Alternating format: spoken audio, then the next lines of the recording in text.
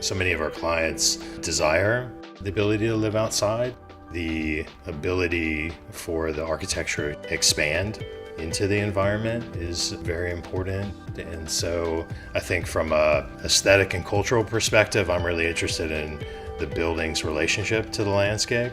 We were working on what we call the Canyon House. Ultimately ended up with a lot of indoor outdoor spaces, a lot of deck spaces around the house.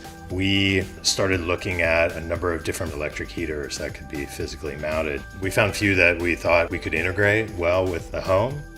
There are aesthetic reasons that we chose the Infratech product. It was well designed, it was out of sight. It looked like something that someone designed by a designer, not a heating engineer or what have you. The client, she was satisfied, she liked the product and it delivered what she desired. We'd definitely utilize the product again.